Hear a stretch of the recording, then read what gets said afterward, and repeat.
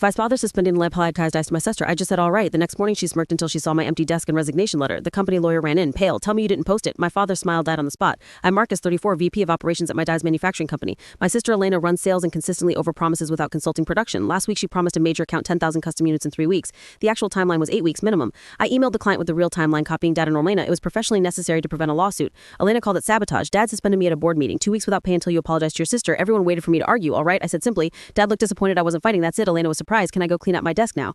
That afternoon, I packed 6 years of my life into boxes. Then I opened my laptop and composed an email to the board, department heads, and our 5 biggest clients. The subject was production capacity, documentation, and timeline accuracy. I attached everything, spreadsheets showing every time Elena overpromised, email chains proving I'd warned about capacity, and budget analyses showing her mistakes cost hundreds of thousands. I included the Patterson contract where she promised 4 weeks, and we delivered in 12 only because my team worked 70-hour weeks and I absorbed the overtime costs. I attached the Morrison account where she promised futures we couldn't produce, forcing us to subcontract at a loss, and the 10 Industries disaster where we had to refund their deposit and pay a penalty because her timeline was impossible. It was 6 years of documented chaos, proving Elena was damaging the company while I fixed her messes. I attached my resignation letter. Per my contract, suspension without cause triggered severance and immediate stock option vesting. I pressed send. Then I emailed the headhunter about our competitor. I'm ready to discuss that opportunity. I can start immediately. The next morning, I arrived to collect my personal items. Elena sat at my old desk going through empty drawers. Enjoy your 2 weeks off, she smirked. Then she saw the bare walls. Her smile died. Richard, our lawyer, ran in, face pale. Tell me you didn't post it. Tell me you didn't send that documentation to clients. I held up my resignation letter, already done. Dad appeared, smiling. The smile died when he saw my empty office and Richard's expression. What documentation?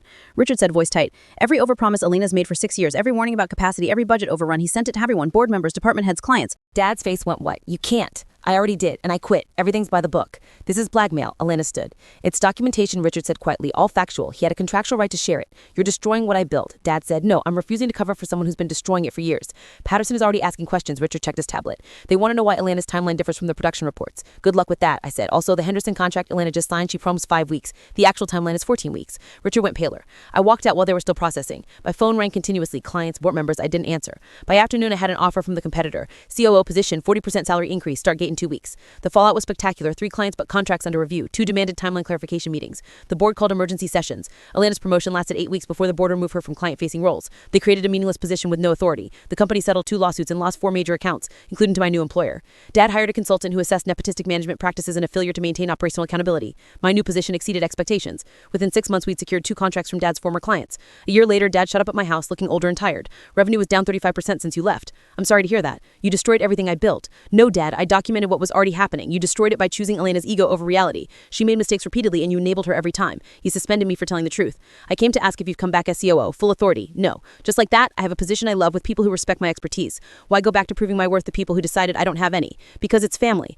Family should be where you don't have to prove anything. You gave Elena unconditional support. You never gave that to me. He left without another word. Elena never reached out. I heard she eventually left the company and moved to Arizona.